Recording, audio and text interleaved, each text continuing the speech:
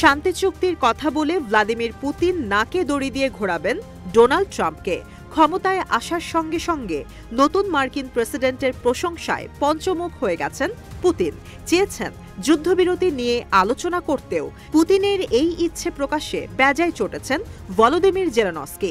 সতর্কবার্তা দিয়ে তিনি বলেছেন, পুতিন এখন চেষ্টা করবেন সুনিপুণভাবে ট্রাম্পকে ব্যবহার করার। কিন্তু পুতিন আর ট্রাম্পের মধ্যে ৩ বছর ধরে চলা ইউক্রেন যুদ্ধ নিয়ে কোনো শান্তি আলোচনা চান না জেলেনস্কি।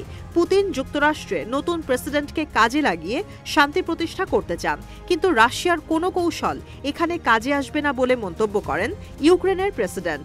জেলেনস্কি আরও বলেন, ২০২২ সালের ফেব্রুয়ারিতে ইউক্রেনে হামলা শুরু করা পুতিন তার যুদ্ধ চালিয়ে যেতে চান এবং সব বিশ্ব নেতাকেই কৌশলে কাজে লাগাতে চান।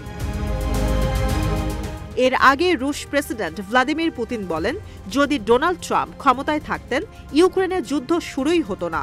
ট্রাম্পের ২০২০ সালের নির্বাচন ঘিরে জালিয়াতির অভিযোগ তোতা পাখির মতো আউড়ে যান পুতিন। বলেন, ট্রাম্পের জয় চুরি হওয়া ইউক্রেনের যুদ্ধ শুরুর একটি কারণ। তার এই কূটকৌশল আর ডোনাল্ড ট্রাম্পের হঠাৎ বিদেশি সহায়তা বন্ধ করে দেওয়ার ঘোষণায় কপালে চিন্তার ভাঁজ পড়েছে জেলেনস্কি প্রশাসনের।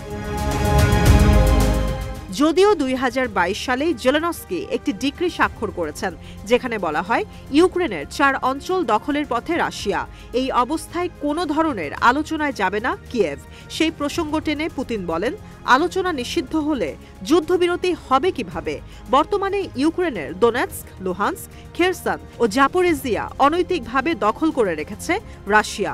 ২০১৪ সালে ক্রিমিয়া দখলের মতো করেই এই অঞ্চলগুলো পুরোপুরি দখলে নেয়ার পরিকল্পনা রুশ প্রেসিডেন্টের। এর মধ্যেই ট্রাম্পের সঙ্গে আলোচনার সুযোগ খুঁজছেন পুতিন। তার উপর বিদেশি সব ধরনের সহায়তা কার্যক্রম স্থগিত করেছেন ট্রাম্প প্রশাসন। এর মধ্যে রয়েছে চলমান প্রকল্প আর ভবিষ্যৎ প্রকল্প।